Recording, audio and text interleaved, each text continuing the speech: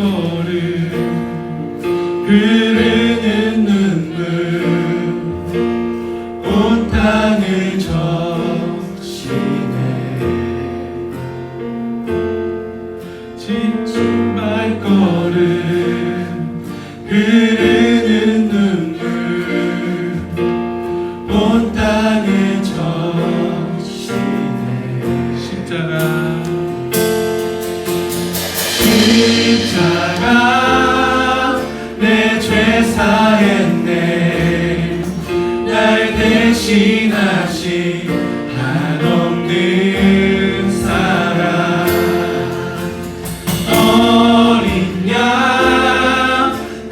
다시 사셨네. 크고 놀라운 그 사랑.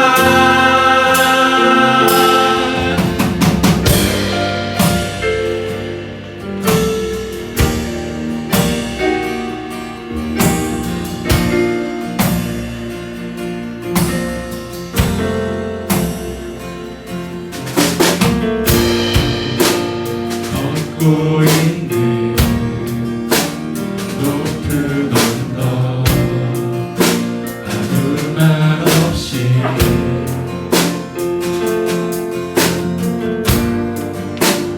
걷고 있네. 거친 그 길 아무도 없이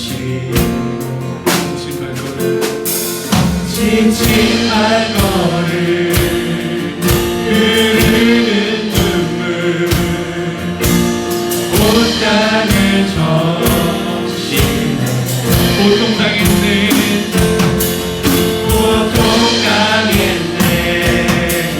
이 흘리신 주 헤아릴 수 없는 그 사랑.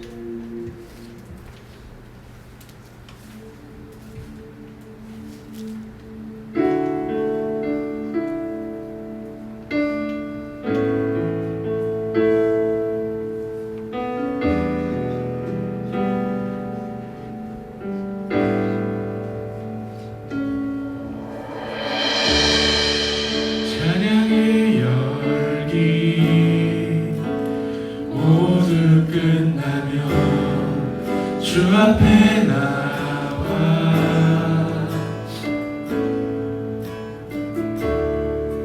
더욱 진실한 예배 드리네. 주님을 향한 노래 이상의 노래 깊은 곳에 주께서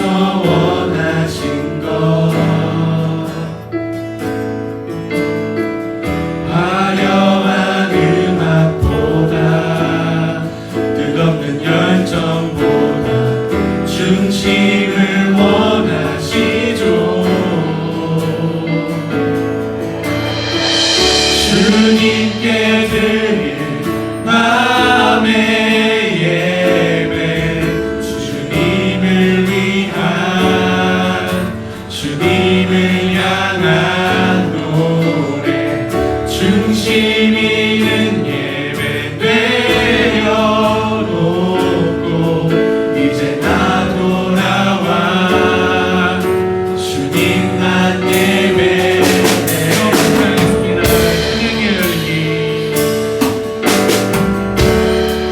찬양의 열기 모두 끝나면 주 앞에 나와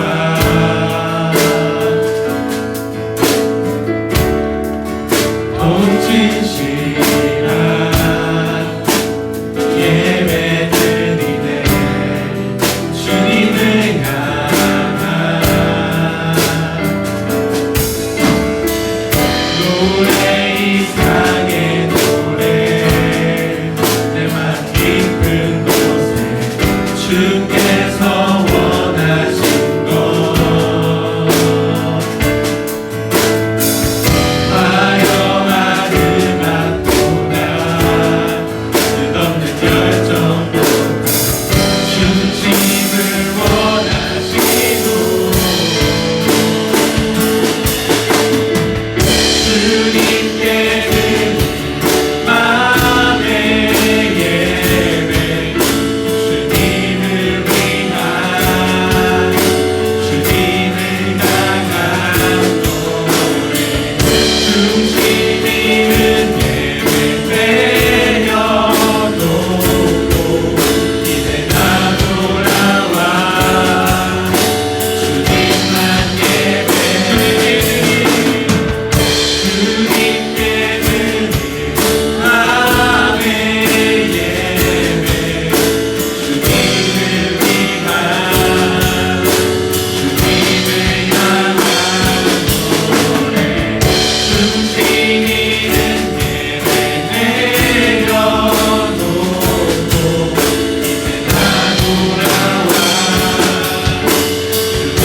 주님께 드린 마음의 예배 주님께 드린 마음의 예배 주님을 위한 주님을 향한 노래 중심 있는 예배 내려놓고 이제 나 돌아와 주님만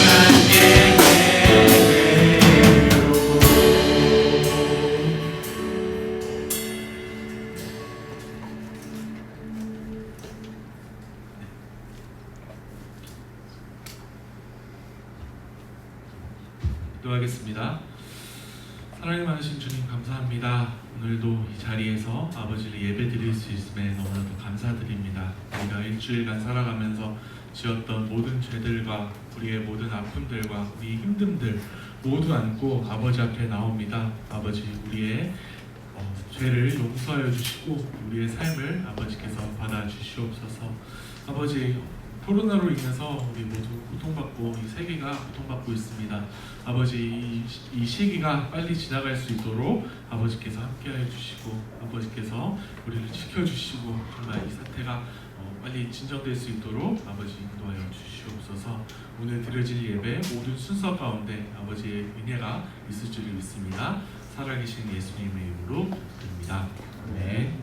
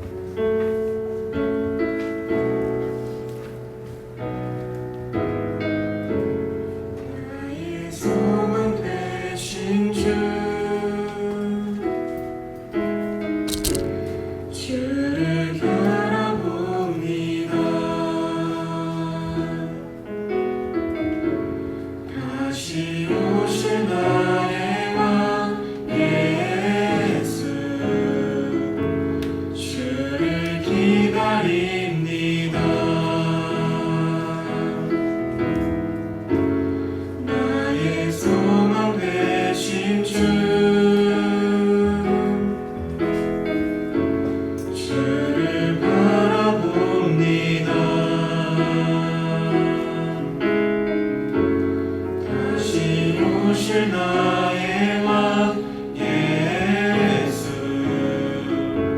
주를 기다립니다. 밤이나 낮이나 어제나 오늘도 영원히 주만 찬양해.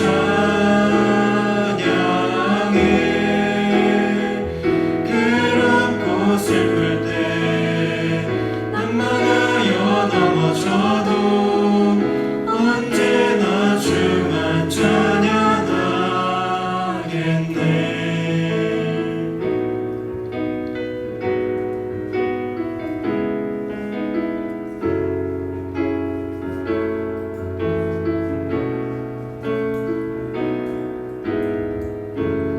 나의 소망 되신 주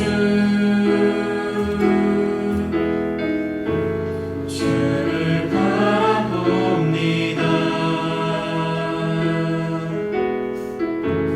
다시 오실 나의 왕 예수 주를 기다립니다.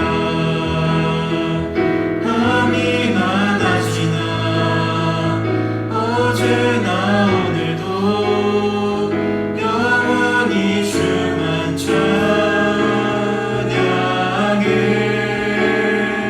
괴롭고 슬플 때 낭만하여 넘어져도 언제나 주만 찬양하겠네. 밤이나 낮이나 어제나 오늘도 영원히 주만 찬양해.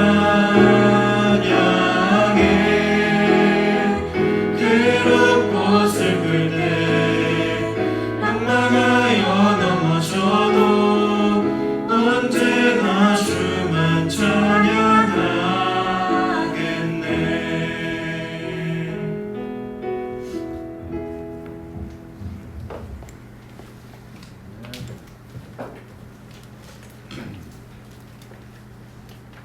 기도하겠습니다. 하나님 감사합니다. 오늘도 이렇게 귀한 예물을 주님 앞에 드릴 수 있도록 도와주시니 감사드립니다. 하나님께서 우리에게 주신 그 생명을 다해 주님을 찬양하고 마음을 모아 또 물질을 모두어 주님 앞에 드렸습니다. 이 예물에 축사하여 주시사 언제나 그렇게 하셨던 것처럼 귀한 데 쓰일 수 있도록 도와주시고 죽은 영혼이 살아나며 헐벗은 자가 그 채워진 그 배고픈 배를 달랠 수 있는데 귀하게 쓰임받게 하여 주시고 무엇보다 죽은 영혼, 죄 가운데 비참한 가운데 살아가는 영혼, 하나님을 알지 못하는 영혼, 가난하고 춥고 아프고 그늘진 곳에 머물고 있는 사람들이 주님의 품으로 돌아오는 데 쓰임받는 보복된 물질 되게 하여 주시옵소서. 예수님의 이름으로 기도합니다. 아멘.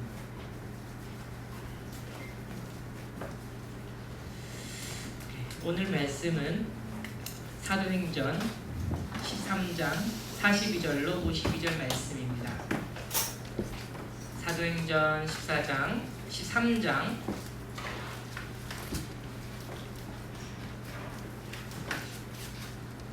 42절로 52절입니다. 다 찾았습니까? 다 찾았으면 한번 아멘 해보겠습니다. 다 찾았습니까? 네, 한 절씩 교도하겠습니다. 그들이 나갈새 사람들이 청하되 다음 안식에도 이 말씀을 하라 하더라.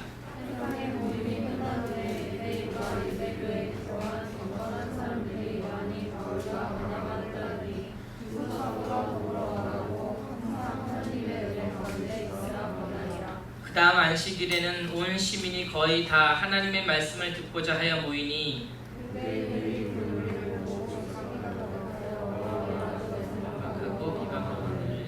바울과 바나바가 담대히 말하여 이르되 하나님의 말씀을 마땅히 먼저 너희에게 전할 것이로되 너희가 그것을 버리고 영생을 얻기에 합당하지 않은 자로 다처하기로 우리가 이방인에게로 향하노라. 이같이 우리에게 명하시되 너를 이방에 주어서나 땅 끝까지 구원하게 하리라 하셨느니라 하니 이방인들이 듣고 기뻐하여 하나님의 말씀을 찬송하며 영생을 주시기로 작정된 자는 다 믿더라. 이에 유대인들이 경건한 기부인들과 그 신의 유력자들을 선동하여 바울과 바나바를 박해하게 하여 그 지역에서 쫓아내니 그들을 떨어버리고 이곳으로 가거늘 함께 제자들은 기쁨과 성령이 충만하니라. 아멘. 우리는 그동안 믿음이라는 주제로 지난 6개월 동안 설교를 이제 하고 있는데요. 믿음이라는 주제로 지난 6개월 동안 해왔습니다. 이제 오늘로 상반기가 마무리가 됐고요. 다음 주부터는 6개월의 또 다른 6개월의 시작을 알리는 주가 됩니다. 그래서 다음 주부터는 다른 본문으로 이제 할 건데 오늘 특별히 이게 마지막 사도행전 본문으로 설교할 예정이에요. 여러분 사도행전 말씀을 통해서 은혜를 많이 받으셨습니까? 전혀 안 받은 표정을 짓고 계신데요. 우린 그동안 3개월 동안 여호수아서를 배웠어요. 3개월 기억나십니까? 여호수아 그죠? 용사의 그 기백을 보여줬지 않습니까? 전쟁의 기술이요. 뭐 이런 걸 보여줬다면 사도행전에서는 예수님을 만났잖아요. 그죠? 믿음의 기초로서의 싸움의 기술을 익혔습니다. 여호수아를 통해서. 그러니까 사도행전에서는 믿음의 훈련을 우리가 했었어요. 누구를 통해서? 예수님을 만남을 통해서. 사도행전에서 주신 이 하나님의 말씀, 명령, 이 복음이라는 것을 통해서 우린 예수님을 만났습니다. 여러분들에게 물어볼게요. 여러분 예수님을 만나셨습니까? 말씀을 통해서 예수님 만나셨어요? 네, 한번 손 들어보세요. 네, 주변 눈치 보지 마시고요. 너무 하시네요. 예. 예, 우리 예수님 만나셨어요. 너무 기뻤고요. 저만 기쁜지 모르겠지만 너무 감사하고요. 예수님이 누군지 알게 된 거예요. 그 전에 알지 못했던 예수님에 대해서 깊이 알게 되었습니다. 제가 믿음을 주제로 2020년에 시작한 이유는 제게 하나의 목적이 있습니다. 여러분들을 청년부로 올리기 전에 여러분들을 강하게 만드는 게 제 목적이에요. 여러분들은 저랑 같이 신앙생활을 하기 때문에 누구보다도 강해야 돼요. 누구보다도 뛰어나야 되고요. 누구보다도 빨라야 되고요. 기초가 튼튼해야 돼요. 제가 이것을 위해 여러분들에게 말씀을 전하고요. 신방을 하고요. 심지어 먹을 것을 이제 사다 주는데요. 이 청년부에 올라가면 많이 흔들립니다. 많이 떨어져 나가요. 여러분들이 아무리 믿음이 좋아도 예외가 없습니다. 이 세상의 유혹과요, 세상의 이 시련이라는 건 그 앞에 장사가 없는 거예요. 이때 여러분들이 믿음의 기초를 튼튼히 해놓으면 그때 어려움이 와도 이겨낼 수 있기 때문이에요. 여러분 저를 믿고 따라오시고요. 또 저는 여러분들에게 그와 같은 믿음의 훈련을 지금 시키고 있습니다. 다음 주부터는 이제 맥주 감사절입니다. 그래서 다음 주에 맥주 감사주일로 드리고 그 다음부터는 누가복음을 주제로 나갈 거예요. 누가복음에서는 믿음의 성숙이다. 이제 믿음이 어떻게 성숙한 것인가에 대해서 배우게 될 겁니다. 지금까지 여러분들은 알게 모르게 많은 훈련을 받았습니다. 예수님을 통해서 예수님의 사역이 어떠한 것인지 알게 됐고요. 우리의 비전을 발견하게 되었습니다. 또 세상의 철학과 학문을 대하여서 어떤 식으로 이 논변으로 싸워 나아가야 할지. 그리고 3단 논법 기억나십니까? 하나님 나라가 있다는 것에 대한 증명에 관하여 3단 논법으로 우리가 이길 수 있다고 얘기했습니다. 또 복음의 은혜를 직접 경험했고요. 전에 기대해보지 못했던 부흥의 은혜, 비전을 가지게 되었어요. 그렇죠? 우리는 부흥을 소망하는 거예요. 이 구약 선지자들도 가지고 있었던 부흥의 소망을 우리가 가지고 사는 거예요. 이 부흥의 소망이 없으면 여러분 우리가 이 땅에 살면서 뭐가 이렇게 재밌겠습니까? 우리는 부흥의 소망을 삼고 살아요. 이게 옛날 선지자들이 가지고 있었던 것이고요. 주의 제자들도 늘 사모하던 것들이었습니다. 우리들도 이것을 소유하며 살고 있습니다. 오늘은 하나님께서 원하시는 믿음의 방향에 대해서 배워보려고 합니다. 믿음의 방향. 믿음은 도대체 어디로 가야 할 것인가? 개인적으로 어떤 이는 믿음이 강한 친구들이 있습니다. 그렇죠? 개인적으로 신앙생활을 잘해요. 큐티 말씀 묵상을 잘하고요. 예배를 잘 나오고요. 혼자 잘하는 친구들도 있습니다. 그것도 좋은 거지만 사실 우리의 믿음은 개인적인 믿음이 아닙니다. 우리의 믿음은 어딘가에 흘러가게 되어 있는데요. 그게 뭐냐? 바로 예배를 향한다. 우리의 믿음은 예배를 향한다. 이퀄 모든 삶의 영역이 예배를 향한다는 거예요. 여러분들은 공부하고 밥을 먹고 친구와 이야기를 나누고 부모님과 대화를 할 때요, 그 속에는 믿음이 전제되어 있습니다. 그래서 우리는 항상 믿음으로 말을 하고 믿음의 이야기를 해요. 그러니까 그렇게 전생에는 예배를 향하여 흘러가게 되어 있는 거예요. 오늘 바울은 처음에 전도의 방향을 유대인으로 타겟을 잡았습니다. 그렇죠? 자기가 유대인으로서 회심을 했잖아요. 그러니까 이방 그리스도인들을 박해하는 유대인들을 가장 자신의 제1호 대상으로 삼았던 거예요. 그런데 어떻게 됐습니까? 실패했어요. 정작 유대인 선교를 하려고 했는데 죽음을 각오하고 했는데 뭐 전도가 안 되는 거예요. 그러니까 주의 제자들이 너무 아까운 문제 아닙니까? 바울이 보통 사람이 아니잖아요. 보통 케이스가 아니잖아요. 그러니까 그냥 순교당할까봐 빼돌립니다. 그리고 뭐 성경이 아무 기억이 없어요. 몇 년 동안 어딘가에 잠적해 있는데요. 거기서 어떤 식으로 성경 공부를 했든지 간에 몇 년 만에 지금 나타나서 이방 지역에 나타나 전도를 합니다. 사도행전 13장 42절 43절 그들이 나갈새 사람들이 청하여 다음 안식일에도 이 말씀을 하라 하더라. 회당의 모임이 끝난 후에 유대인과 유대교에 입교한 경건한 사람들이 많이 바울과 바나바를 따르니 몇 년 만에 나타나서 이방인 지역에 복음을 전하는데 뭐라 그럽니까? 많은 사람들이 나타나 바울과 바나바를 따르니. 그쵸? 그 전에 유대인 선교에는 실패했어요. 근데 이방인에게 선교를 하는데 이게 먹히기 시작하는 거예요. 사람들이 따라가기 오기 시작하는 거예요. 근데 알고 보면 이게 일부러 모르고 한 게 아니고요, 고의적으로 이 사람들에게 찾아갔던 것 같습니다. 그 사람들이 누구입니까? 두 불의 사례가 나옵니다. 첫 번째는 유대인, 즉 이방인 지역에 사는 유대인입니다. 두 번째 부류는 유대교에 입교한 이방인들, 그렇죠? 이방 지역에 사는 유대인들, 그리고 이방인인데 유대교에 입교한 사람들이 두 불의 사람들이다. 가만히 보면 이 사람들에게 공통점이 하나 있어요. 그것은 기존에 유대 지역에 살았던 유대인과는 다르게 유대 우월주의적인 사상이 약간 약화되고 있는 사람들이었습니다. 그렇죠? 유대인으로서 이방인 지역에 살면서 살아보니까 이방인들도 사람인 거예요. 유대 지역에 살 때는 그냥 제가 얘기했던 것처럼 개라고 생각했던 그 이방인들이 알고 보니까 접촉을 하게 되고 교류를 해보니까 이게 짐승이 아니고요, 사람이 되는 거예요. 사람. 나와 똑같은 사람이라는 거예요. 그 사람들이 가지고 있었던 그 어떤 우월주의적인 선민의식이 약화되기 시작했습니다. 깨지기 시작한 거예요. 이렇게 허물이 벗어지기 시작하는 것이죠. 또 두 번째 부류는 유대교에 입교한 이방인들입니다. 여러분, 당시 유대교에 입교하는 과정은 엄청난 고통을 수반했습니다. 남자의 경우는 할례를 해야 했어요. 성인들이어도. 이 당시에 이방인으로서 할례를 한다는 것은 유대인 입장에서 이방인을 개로 취급하는 것과 마찬가지 동급의 관점으로 보았었습니다. 그러니까 추하고요, 아주 이렇게 저급한 행동으로 봤던 거예요. 그럼에도 불구하고 유대교의 경건에 매력된 이방인들은요, 그 유대교에 가입을 했어요. 그런 고통을 감내하고. 왜요? 구원이 있다니까요. 구원이. 그 유대교에 구원이 있다니까 그 모든 것을 감내하고 했다는 거예요.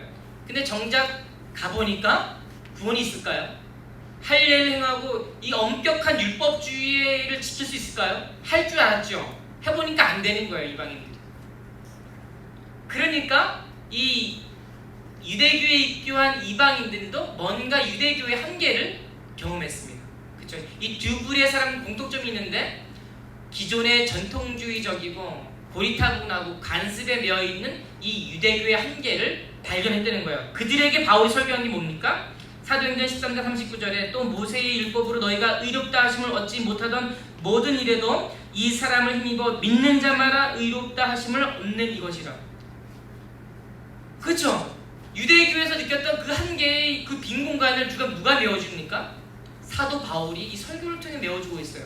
이신칭. 율법으로 행함으로 구원받지 못한다는 게 아니고 나를 위해 죽으신 십자가에 죽으신 예수님을 통하면 구원받는다. 이 설교를 들으니까요. 그동안의 유대교인들 또 이방인이면서 유대교를 입교했던 사람들이 신세계를 경험한 거예요. 자신이 메울 수 없던 빈 공간을 지금 이 바울이 채워주고 있는 겁니다. 그 결과 많은 사람들이 막 모이기 시작했습니다. 소문이 더하고 이 본문에 보니까 온 시민이 모였다는 온 시민. 놀라운 부분 아닙니까? 놀라운 부분. 우린 여기에서 믿음이 향하는 두 가지 원리를 발견합니다. 두 가지 원리. 첫 번째, 믿음은 말씀을 들음으로 시작되며 이어진다. 자, 말씀을 들음으로 이어진다. 말씀을 듣지 못하면 믿음 다 잊어먹습니다. 로마서 10장 17절, 그러므로 믿음은 들음에서 나며 들음은 그리스도의 말씀으로 말미암았느니라. 믿음은 들음에서 나며요. 한 번 듣고 될까요? 될 수도 있겠죠. 근데 듣고 믿음은 들으면 들을수록 강하여집니다. 말씀이 내 속에 들어오지 않으면 여러분 믿음은 강해지지가 않습니다. 제 말 잘 들으셔야 됩니다. 여러분 자리에 앉아가지고 말씀은 듣는데 귀로 안 들어와요. 여러분 믿음에 전혀 도움이 되지 않습니다. 말씀은요 끌어 당겨오는 거예요. 믿음은 그냥 듣고 있는데 뭐 그렇게 좋은 이야기 하나 보다가 아니고요. 말씀은 하나님의 말씀이잖아요. 떨어지면 잡아서 채가지고 당겨오는 거예요. 내 속에 끼워 넣는 거예요. 이게 믿음이에요. 이게 듣는 믿음입니다. 적극적인. 그래서 이 개혁주의 신학자들은 믿음을 전유한다 그랬습니다.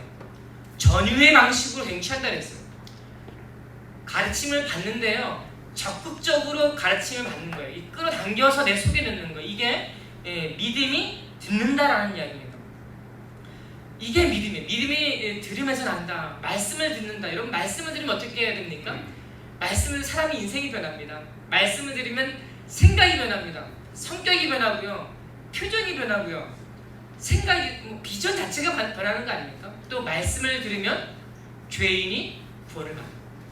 이 부분이 세상이 이해 못하는 거 아닙니까? 이 세상은 이 복음을 받아들이지 못합니다. 왜냐하면 세상은 자꾸 의로움을 추구해요. 바리새인처럼. 유대교처럼 자꾸 의를 추구해요. 죄인이 용서받는 게 말이나 되냐 그렇게 얘기합니다. 어떻게 죄인이 뻔뻔하게 이렇게 값없이 은혜를 받을 수 있느냐고 따집니다. 죄를 지은 사람은 어떻게 됩니까? 처벌받아야 됩니다. 이게 세상의 원리예요. 틀린 말은 아닙니다. 근데 뭐가 문제인지 아세요? 은혜가 없는 거예요. 처벌받아 마땅한데요. 은혜가 없어요. 정죄만 있어요. 은혜가 없습니다. 그런데 이 복음은 모든 사람들을 끌어안습니다. 잘난 사람, 못난 사람, 똑똑한 사람, 똑똑하지 않은 사람, 가치가 있는 사람, 없는 사람, 길거리에 지나가는 사람, 길거리에 살고 있는 사람, 누가 봐도 가치가 없는 그 인생들도 그 누구보다도 가치가 있다고 이야기를 해요. 이게 복음 이야기하는 겁니다. 끌어안지 못하는 사람이 없는 거예요. 이게 모든 종류를 다 끌어안아요. 근데 우리가 이 세상을 살아보세요. 내 마음에 안 드는 사람, 이 사람은 용서가 안 되잖아요. 내가 살면서 난 성격이 다른 사람도 용서가 안 되잖아요. 게으른 사람이 용서가 안 되고요. 성격이 딱딱한 사람들은 유연한 사람이 이해가 안 되고요. 근데 복음은 저런 거 안 따집니다. 완전 두 팔 벌려 끌어당깁니다. 이게 복음이에요. 말씀을 들으면서 사람들은 복음에 사로잡히게 되는데요. 이 복음을 사로잡히면서 성령이 내 안에 들어오게 되고 어느 순간 하나님을 아버지라 부르는 거예요. 여러분의 아빠 있으시잖아요. 아빠. 우리 동일한 의미고 그거 더 큰 의미로 하나님을 뭐라 불러요? 아버지요. 여러분 하나님 본 적 있으세요? 하나님 도대체 누구세요? 하나님 우리 아버지시잖아요. 하나님 내 아버지시잖아요. 여러분이 힘들 때 누구에게 고백합니까? 내 하나님 아버지께 구하는 거 아닙니까? 이 자연스럽게 나도 모르게 터져나오는 이 탄성, 하나님을 아버지라 부르는 이 은혜, 이게 우리 안에 있습니다. 또 복음을 들으면 우리가 하나가 되잖아요. 한 하나님 아버지, 그 밑에 우리는 한 자녀입니다. 그렇잖아요. 제가 여러분들을 신방을 가면 정말 너무 은혜를 많이 받아요. 저랑 여러분들은 만난 지 얼마 되지 않았죠. 코로나가 3개월 기간 동안 연속 이어졌기 때문에 따져보면 지금 오늘부로 예배에 한 달간 쉬잡고 나온 사람들 포함하면 길어야 3개월밖에 만나지 않았습니다. 여러분들과 저는. 근데 여러분 저랑 친하잖아요. 저만 친합니까? 저 되게 친하지 않으세요? 안 친한 분도 계시긴 한데요. 네. 전 여러분이 너무 좋은 거예요. 뭐 신방 가서 어떤 친구는 피아노 연주를 저한테 들려주더라고요. 근데 피아노 연주를 들으면서요, 제가 느낀 게 딱 한 가지가 너무 행복한 거예요. 제가 피아노 음악 잘 모릅니다. 근데 흘러오는 음악 속에 그 친구의 성격과 인격이 묻어나 있는 거예요. 그럼 느낀 게 행복하다. 피아노 소리의 선율의 아름다움이 아니고요, 그 친구의 인격이 묻어난 그게 아름답다는 게 행복이라는 거예요. 이게 우리가 왜 친해졌습니까? 복음 때문이에요. 복음 때문에 우리가 하나가 되었습니다. 여기에 믿음이 향한 두 번째 원리가 있는데요. 왜 친해졌느냐? 왜냐하면 우리가 예배 공동체로 모였기 때문입니다. 우리가 예배가 없으면 여러분과 저랑 친할 수가 없습니다. 제가 예전에 3040 할 때 여러분도 저랑 친하셨어요? 안 친했어요. 뭐 다른 모임에서 모여서 친해질 수 있겠죠. 예배에서 모일 수 있는 이 긴밀한 간격, 이 놀라운 가까움은 유지할 수가 없는 거예요. 왜요? 예배 가운데 우리가 이 정도로 깊은 간격을 유지하기 때문입니다. 너무너무 가까워지는 거예요. 하나가 되는 거예요. 예배 공동체. 주님께 접붙임을 받아서 생긴 것도 다르고 좋아하는 음식도 다르고요, 성격도 다른데 그냥 하나예요. 우리는 맞죠? 하나입니다. 예배 공동체이기 때문입니다. 지난주 2020년 다음 세대 부흥운동 세미나에 다녀왔습니다. 이 포스트 코로나 시대 아닙니까? 코로나로 이제 많은 사람들이 온라인으로 예배를 드리고 있고 이 패턴이 자체가 많이 바뀌었습니다. 어떻게 교회에서는 이 문제를 헤쳐나갈 것이냐, 이런 문제를 놓고 다양한 대안들을, 특별히 오늘날에도 부흥을 경험했던 교회들을 샘플로 해가지고 세미나를 발표를 했는데요. 제가 그 세미나에 참여해서 내린 결론이 딱 두 가지였습니다. 첫 번째는 공통적인 현상이 현 시대가 필요로 하는 시간 욕구 충족이었어요. 현 시대가 필요로 하는 시간의 욕구를 충족시켜주면 이 부흥이 되더라는 거예요. 두 번째, 지역 특성을 고려한 맞춤 전략이다. 어떤 그 지역의 특성에 맞게 맞추어주면 그 지역 주민들이 몰려오더라는 거예요. 그 말을 듣고 얼마나 좋은지요. 듣기만 해도 저에게 막 소름이 돋는 거예요. 나도 저런 좀 부흥을 좀 경험해보고, 제 평생에 전 지금도 부흥을 경험하고 있습니다. 제 속에 부흥을 경험하고 있고요. 우리 고등부, 전 그런 그 부흥을 할 거라고 믿습니다. 근데 막 이렇게 막 현실로 내 앞에 경험하고 싶은 그런 갈망이 치솟아 올랐는데, 저도 그 말을 들으면서 그 세미나를 참여하면서 한 가지 하고 싶은 말이 있습니다. 한국 교회가 어려움을 겪고 있는 이유는 무엇인가 고민을 해봤습니다. 한 가지 답이 나오더라고요. 예배에 실패했다. 예배에 실패했기 때문에. 다른 사람은 다양한 이유를 얘기합니다. 이것은 이렇고 저것은 저렇고요. 뭐 다 틀린 말은 아닙니다. 한국 교회가 어려워진 이유, 여러분 예배가 실패했기 때문입니다. 반대로 말해서 예배를 회복하면 우리 한국 교회는 비전이 있습니다. 동도 교회 비전이 있습니다. 오늘 바울 보십시오.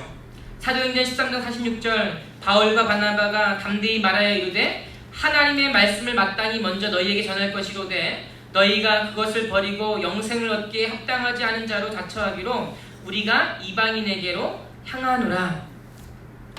유대인에게 복음을 전했는데 다쳤습니다. 받아들이지 않으니까 바울이 생각한 게 뭐예요? 안 되겠다, 이방인으로 가야겠다. 전략을 완전 바꿔버린 거예요, 바울이요. 유대인에게 고지식하게 내어 있을 수 있습니다. 근데 그건 안 되는 거예요. 이게 안 되는 게임인 거예요, 바울이 보니까. 기도하고 하나님의 음성을 들어보니까 복음의 시장이 보이는 거예요. 물고기가 막 보이는 거예요.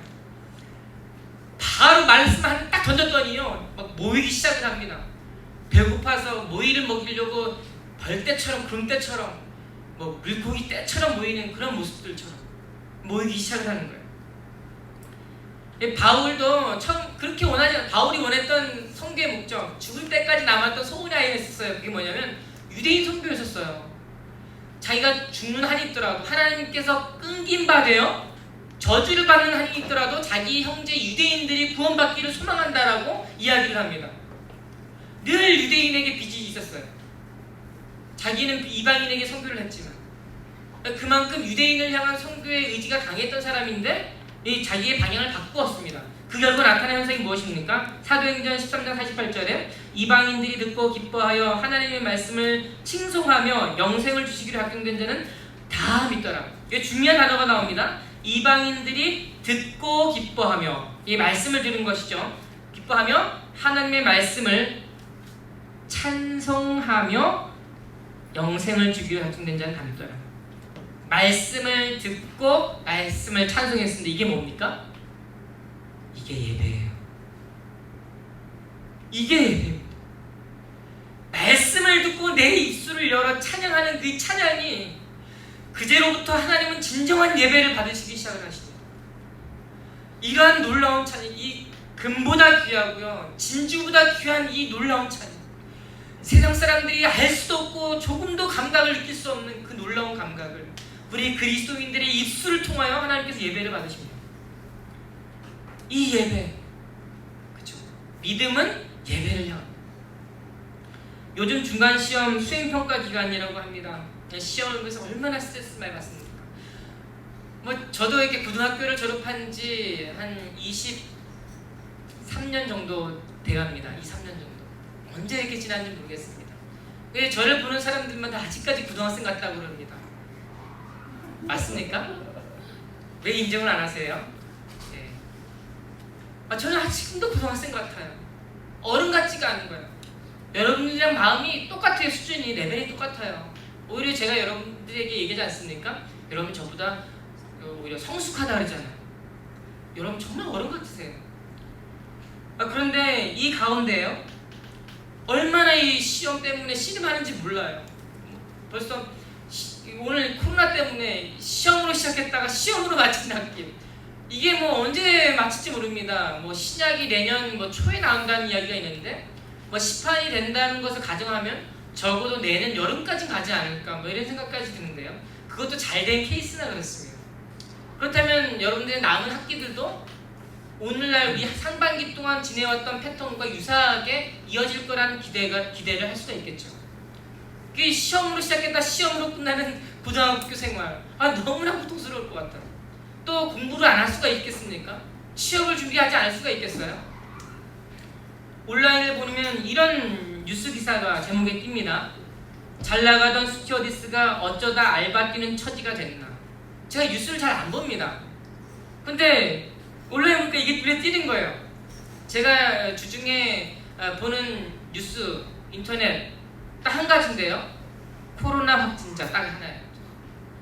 코로나 확진자 딱 하나 봐요. 그러면서 보다가 이게 딱 눈에 띄는데요. 왜일까요? 여러분들 때문이에요. 잘 나가던 스튜어디스가 어쩌다 알바 뛰는 처지가 됐나. 또 두 번째 작은 기사 제목에 청년 알바 자리도 격감, 대기업 매장 일명 모집에 250명 몰려. 또 어떤 스튜어디스나 항공사에 일하는 친구들은 비행기를 안 타니까요. 내가 이렇게 열심히 해서 공부해서 대기업에 괜히 취직했다고 이럴 것 같으면 자기가 열심히 공부 안 하고 그 아까운 세월 젊은 시절 다 보내지 않고 그냥 열심히 그냥 알바하고 말 걸 그랬다고, 이런 기사들이 뉴스에 뜨는 것을 보게 됩니다. 그러니까 때로는 여러분들이 시험 때문에요, 예배에 나오지 못하는 것들이 심지어 저까지도 이해가 됩니다. 인정하고 싶지는 않습니다. 근데 저도 이해가 돼요. 그런데 여러분, 공부 시간과 예배 시간을 꼭 이렇게 배치되는 것처럼 이해할 필요는 없습니다. 그죠? 여러분들의 믿음과 여러분들의 예배 시간을, 공부 시간을요, 예배에 맞춰보세요. 그러면 거기에 놀라운 효과가 나타나는 거예요. 여러분 공부할 시간이 없습니까? 공부할 시간이 없으세요? 유튜브를 잊혀볼 수 있다면 공부할 시간이 있는 거예요. 예배에 나올 때 구몬차를 타고 오세요? 그때 여러분들 공부하셔야 되잖아요. 그때 10분 보는 거는요, 여러분들이 책상에 앉아서 2시간 효과를 나타냅니다. 초집중력을 발휘할 수 있게 해요. 왜요? 예배를 드려야 되니까. 예배 드리기 전에 끝내야 되니까. 분명한 목적을 가지고 그렇게 합니다. 화장실에 빈손 들고 가지 않으세요? 그러시면 안 돼요. 화장실에 어떻게 빈손 들고 갑니까? 공부할 거 가지고 들어가셔야죠. 왜요? 공부를 잘하기 위해서가 아니고요. 예배에 나오기 위해서예요. 모든 삶을 오리엔티드. 제가 이런 영어를 하면 안 되는 줄 알고 있습니다. 특별히 영어를 잘하는 친구들이 있거든요. 근데 제가 미국에서 영어 공부하면서 좋아하는 단어가 있습니다. 오리엔티드. 뭐예요? 방향이 설정되어져 있는 오리엔티드. 오리엔티드 하시면 안 돼요. 오리엔티드 가는 거예요. 오리엔티드 투 가는 거예요. 어디로? 우리의 믿음이 오리엔티드 투 페이스. 믿음으로 가는 거예요. 그러면 모든 삶이 수월해집니다. 제가 박사학위를 마친 것도 박사학위면 걸리는 게요. 최소 7년에서 10년 걸립니다. 박사학위만. 그 제가 볼 때 그분들 다 정신 나간 사람들이에요. 야, 어떻게 해요? 저는 3년 만에 맞췄습니다. 사람들이 다 놀랬습니다. 제 별명이 뭔지 아세요? 저는 그런 별명 원하지 않습니다. 레전드였어요. 제가 졸업한 그 신학교에서 한국인으로 3년 반에 제2 외국인 3년 반에 맞춘 사람이 아무도 없었어요. 거기 있는 사람들이 다 공부 엄청 잘하는 사람들이에요. 제가 공부 잘합니까? 제가 머리가 좋아요? 아니에요. 근데 어떻게 맞출 수 있었을까요? 오리엔티드 했기 때문에. 어디에? 물론 예배에 오리엔티드 했지만 제가 빨리 마치지 않고 나가면 집에서 제 아들과 딸이 난리가 쳐가지고 하여튼 그 오리엔티드는 이 힘은 엄청나게 강한 겁니다. 여러분들의 믿음을 예배에 맞춰보십시오. 100% 장담합니다. 10시간 앉아가지고 막 공부하면 머리 안 들어오잖아요. 10시간 공부해가지고 적어도 여러분은 4-5시간 버리지 않습니까? 그렇게 하지 마세요. 10시간 공부하면 적어도 50시간 효과를 발휘해야 되는 거예요. 그렇게 공부해 주셔야죠. 그 정도의 정신을 갖추지 않고서 어떻게 예배를 드립니까? 요즘 같은 시대에요.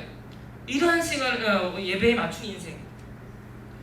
그러한 인생 가운데 복이 있습니다. 같은 선상에서 지금 대학 입시가 세상의 분위기 또 문화가요. 예배를 대체하고 선도해 가는 분위기입니다. 그런데 하나님은 이런 예배를 원하지 않습니다. 정말 뼈아픈 말씀을 하나님께 하시는 거예요. 저 이 말씀 너무너무 읽기 싫은데요. 그래도 제가 이 목사님이라 저도 안 할 수가 없는 거예요. 말라기 1장 8절에 만군의 여호와가 이르노라. 너희가 눈먼 희생 제물을 바치는 것이 어찌 악하지 아니하며 저는 것 병든 것을 드리는 것이 어찌 악하지 아니하냐. 이제 그것을 너희 총독에게 드려보라. 그가 너를 기뻐하겠으며 너를 받아주겠느냐. 여러분의 믿음을 예배에 맞추십시오. 최상의 것을 드리십시오. 예배를 최상으로 드리십시오. 그러기 위해 최선을 다해 공부하시고 최선을 다하여 자격증 준비하시고 최선을 다하여 취업 준비하시기 바랍니다. 모든 인생이 예배에 오리엔티드 되었던 사람이 있었는데요. 다윗입니다. 작은 체구, 어린 소년, 철 모르는 아이, 온갖 따라다니는 별명이 한두 가지가 아니었습니다. 양치는 소년, 배운 것이 없는 아이, 8번째 막내 아들, 하나 달린 그 타이틀이 좋은 게 하나도 없어요. 근데 다윗은요, 모든 생애를 예배에 맞춘 사람이에요. 전 생애를 예배로 불살라드린 사람. 이 사람이 어떤 사람이에요? 골리앗이 눈에 보입니까? 다른 사람은 골리앗을 보고 벌벌 떨잖아요. 다윗은 전혀 일도 안 떠는 거예요. 그냥 달려가는 겁니다. 여러분, 이러한 기세와 기백이 누구에게 있습니까? 저에게 있는 거예요. 여러분들에게 있습니다. 그러니까 남들 하는 것만큼 하는 것도 아니고요. 남들 하는 것만큼 비교해서 조금 더 하거나 조금 더 떨어졌다고 좋아했다 싫었다는 게 아닙니다. 넘어서십시오. 예배에 맞추십시오. 오리엔티드 하십시오. 그럼 여러분들 인생이 성공으로 이어집니다. 아킬레스가 자기보다 체구가 2배나 큰 적장을 향하여 달려가는 그 기세와 그 강력한 용기와 기백을 여러분들 가지십시오. 전 여러분들을 그렇게 하고 그러한 기세를 가지고 졸업시킬 겁니다. 그렇게 예배에 모든 인생을 걸고요. 그 가운데 파생된 많은 열매들을 하나님께 올려드리는 저와 여러분들이 되시기를 축복합니다. 이 시간 말씀을 생각하시면서 우리 한번 기도했으면 좋겠습니다. 속으로 기도하시는데요. 나의 믿음을 나 개인의 믿음이 아니고요. 내 의견에 비롯된 믿음이 아니고요. 하나님 예배에 맞춘 믿음의 방향을 가질 수 있게 해주십시오. 공부하는 게 너무나 힘이 듭니다. 너무나 어렵습니다. 하나님, 내가 예배에 모든 인생을 걸겠습니다. 공부를 집중할 수 있게 해주십시오. 재미없는 공부가 재미난 공부가 되게 하는 방법, 여러분들이 삶을 예배에 맞추는 겁니다. 지나가는 조금 소비되는 이 짧은 10초간의 시간, 유튜브를 보면서 스트레스를 풀 수 있지만요, 유튜브 보는 시간도 아까운 거예요. 예배 생각하면. 그러면 어떻게 돼요? 공부를 하게 됩니다. 취업 준비를 하게 되고요, 인생을 진지하게 고민하게 됩니다. 이러한 인생 살게 해주십시오. 당장 여러분들 변해야 됩니다. 집에 가셔서 완전 변하고 다음 주에 돌아오십시오. 이러한 기대, 우리 이러한 마음 저에게 주십시오. 함께 하나님께 기도하겠습니다. 하나님, 감사합니다. 오늘 말씀을 통해서 주님, 내가 나의 모든 인생을 예배에 걸겠습니다. 하나님, 우리 친구들이 공부하는 게 너무 힘이 듭니다. 너무 지치고 피곤합니다. 때로는 재미가 없고 고통스럽기까지 합니다. 머리가 아프고 스트레스입니다. 앞이 안 보이고 한숨만 나옵니다. 열심히 했는데 성적은 오르지 않아 스트레스가 이만저만이 아닙니다. 열심히 노력하였으나 주변의 사람들은 결과를 보고 나에게 뭐라 합니다. 하나님, 이 모든 막힌 담을 주님 풀어주십시오. 하나님, 나의 힘으로 노력으로 아무리 해봐도 안 될 때가 있습니다. 주님, 내가 주님 앞에 맡기겠습니다. 주님, 나의 마음을 주님 앞에 내려놓습니다. 내가 나의 모든 인생을 예배에 맞추겠습니다. 나의 믿음을 예배에 설정하겠습니다. 주님, 이곳으로부터 나에게 무한한 힘을 주십시오. 용기를 주십시오. 공부할 수 있는 즐거움과 관심과 기호를 주십시오. 취업을 준비하는 친구들에게 저 먼 미래에 보이지 않는 장애물을 보고 낙담하기보단 예배 가운데 부어주시는 그 은혜로 내게 맡겨진 해야 할 일들을 오늘 충실히 감당할 수 있게 하여 주시옵소서. 피곤하고 지친 몸입니다. 잠이 많이 오고 피곤합니다.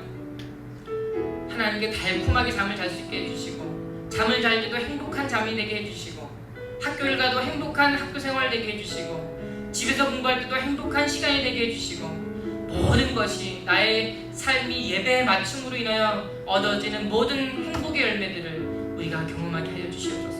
하나님, 우리 친구들에게 힘을 주십시오. 하나님, 위로해 주십시오.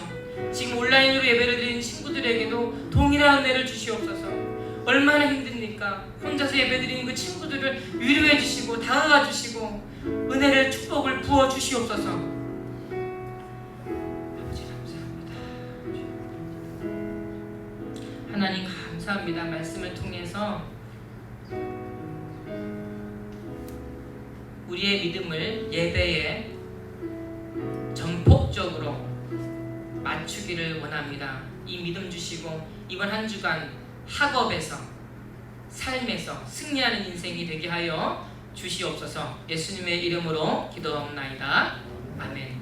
이제는 우리 주 예수 그리스도의 은혜와 하나님의 무한하신 사랑과 성령님의 내주 위로 임재 충만하심이 주의 말씀을 듣고 이제 나의 삶을, 나의 믿음을 예배에 맞추겠습니다. 예배를 향하겠습니다. 그리하여서 나에게 주어진 모든 삶을 주님 주시는 기쁨 가운데 넉넉히 이겨나가겠습니다. 결단하고 다짐하는 고등부 지체들과 우리 지체들을 돌보시고 케어하시고 수발드시고 정말 여러모로 신경 쓰시는 그분들의 어머니 아버지들에게, 또 직장 가운데 학업과 학교 생활 가운데 이제부터 영원토록 함께 계실지어다. 아멘.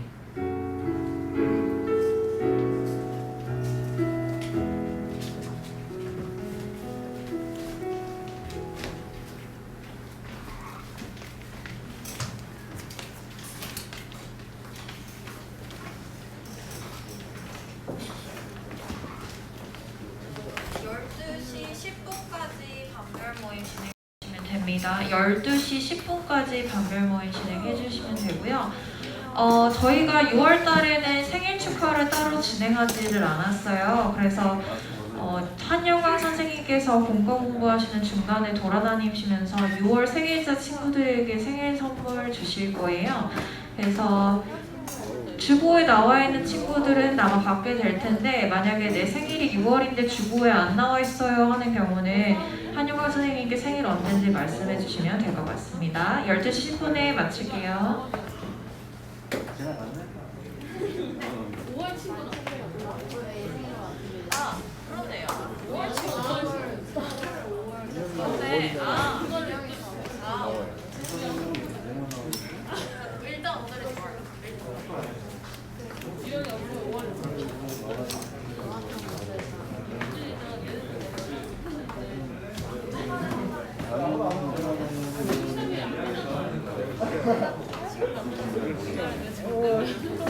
수영이 아니겠어. 왜 안 온 거야? 잘 지냈어? 오늘 좀